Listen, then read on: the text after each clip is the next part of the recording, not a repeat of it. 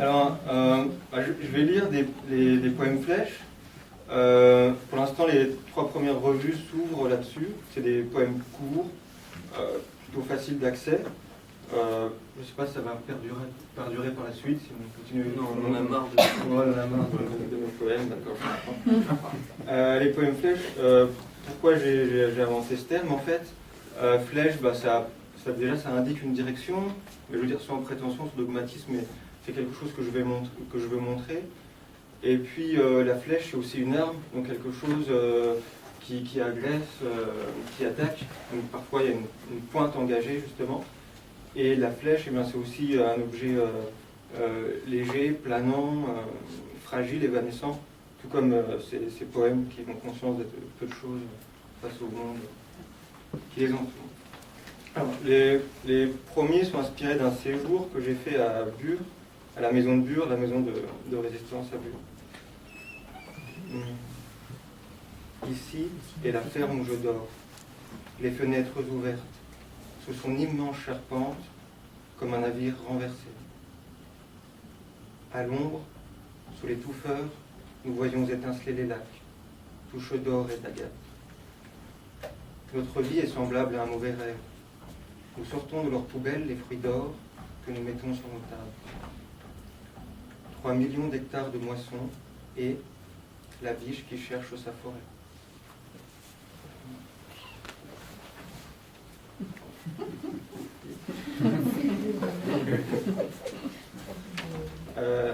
Les poèmes flèches du numéro 2 sont consacrés à la ZAD de Notre-Dame-des-Landes. 1. Première nuit. J'ai rêvé d'un monde régénéré, des rivières de l'enfance. 2. Les feux et les ombres de la fête sont partis avec les musiciens. À l'aube, pluie de couleurs dans la cabane d'argile. 3. De lui, j'ignore tout, sauf qu'il vit avec 2 chèvres. Oh, comme il en parle des heures, laissant refroidir l'infusion d'acacia, celle des bocages, et s'éteindre le pétard. 4. J'avais 30 ans, j'étais secrétaire et je portais des talons. Maintenant, tu es dans ma yourte de bambou et de toile. Nous parlons d'amour libre, je crois que tu as 20 ans. 5. Le verger, les jardins, les cabanes, le four à poterie même, passeront sous les bras titanesques des machines, et je n'évoque pas un temps révolu.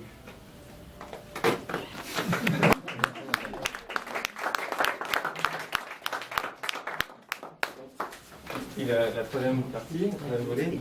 Alors ça, c'est un extrait en avant-première de revue numéro 3.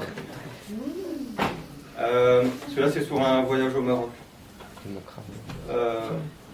1. Nous roulons droit vers le soleil, le dieu androgyne, enragé de fantasmes et de désirs. 2.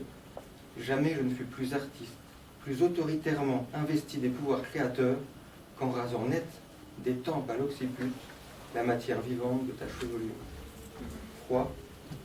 Quelques chiens bâtards sur la plage d'Aouri, des camions rouillés, de pêcheurs figés sur le ciel. 4.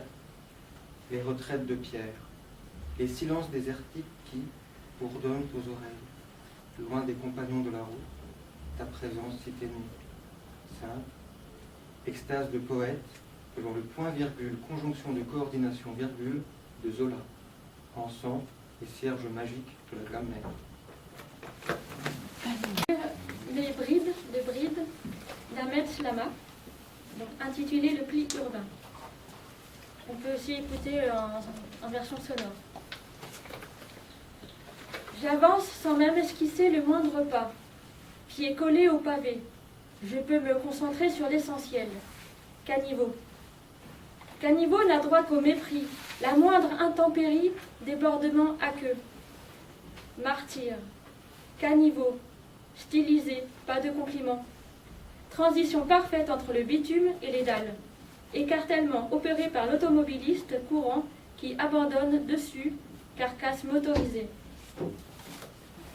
Caniveau, j'y pêche. Bout des lèvres. Gibier quotidien. Funambule du liseré des trottoirs.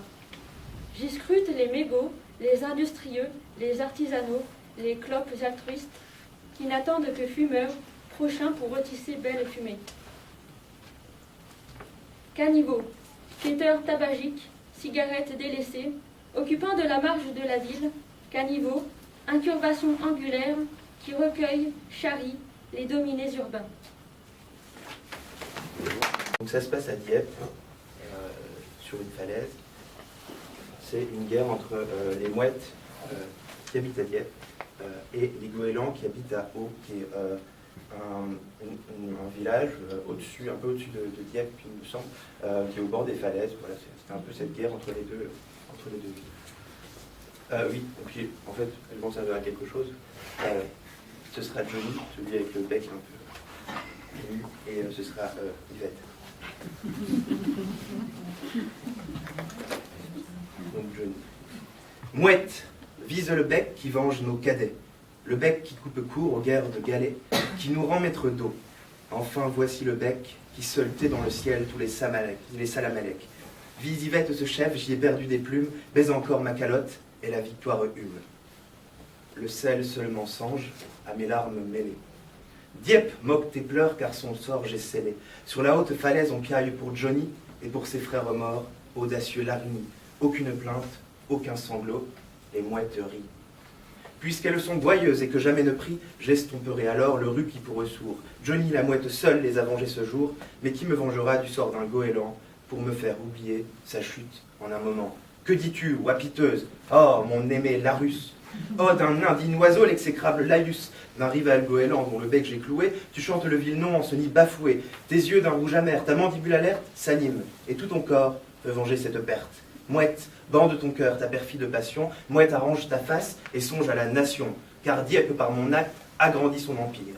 Tu dois jeter en mer cette sombre plate ire, et rire sur le roc, les Larigny dominent.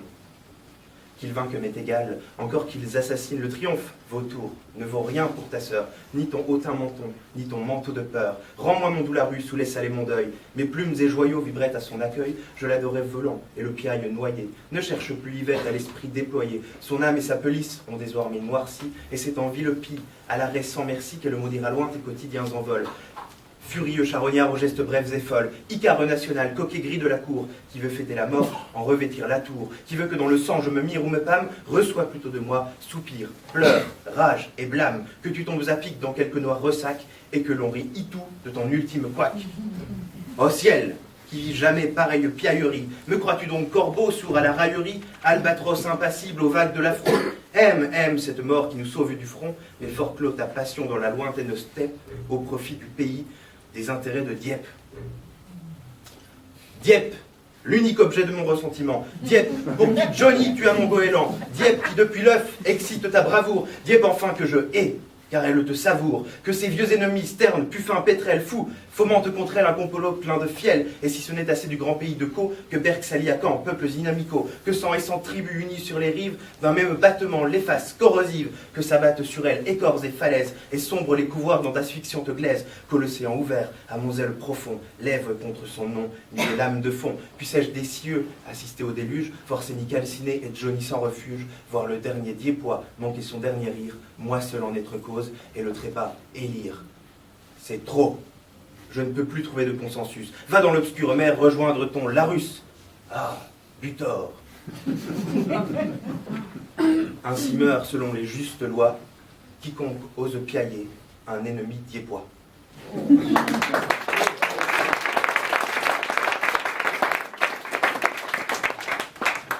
Un beau jour, c'est un dimanche. Sous les voliges, les saletés, les vents sont pleins d'aménités. Un ouvrier, poète légat, du mortier plein les agrégats, ses vents sont pleins d'urbanité. Son cœur est las de taches blanches. De mots vertiges en beau dégât, et sur l'échafaud, il fend la bise, son nom est Joe le renégat. Avant l'aurore, au black, il fait des vocalises de la bohème qui claque en afro-branche, de la remise de pierre de nougat. C'est un beau jour, c'est un dimanche, une dame passe, la jupe en tulle, sous une planche de construction, les seins naissants, la belle hanche. Il voudrait voir sous son pull les plaques chaudes à induction. Le virtuose et cafardeux, seul un ténor peut la séduire. Sa voix en or se met à cuire, il tente le chant du hasardeux. C'est un beau jour, c'est un dimanche. Pour composer 1 mètre ou 2 dans son manteau calorifuge, rotondité de subterfuge, sa bouche expie de mortes choses, viscoses et autres vermifuges. Son esprit vole dans le boisseau, propage des feux de seringas, on devrait dire sans dimancher.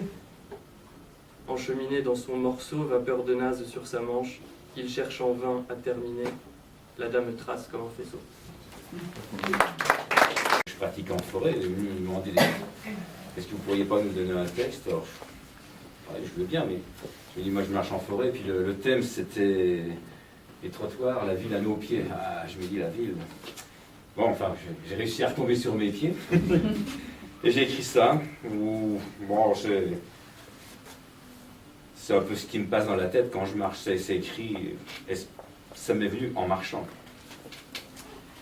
Où je marche, la ville n'est jamais loin, celle des trottoirs, des visages, de tous ces yeux, ces regards, d'une vitrine à l'autre, parfois ils se regardent.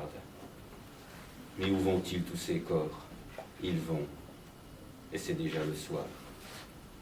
Où je marche, les bêtes ont fait silence. Quelques mots me traversent encore, un souvenir, un visage. Ceux d'Anne-Marie Albiac. Je ne vois rien. Disons presque plus rien. Et puis ceux-là qui un jour furent rayés. Pourquoi? De sa main, écartés, barrés, rejetés, effacés, supprimés, éliminés, raturés, biffés, comme fissurés, détruits, cancellés. Mais trop de mots toujours à ses yeux. Pourtant ceux-là, ils marchent, la forêt immense, tendue dans l'étau lourd, comme une pierre au creux de la paume. Comment pourrais-je ne pas les entendre, peser dans la nuit qui m'entoure?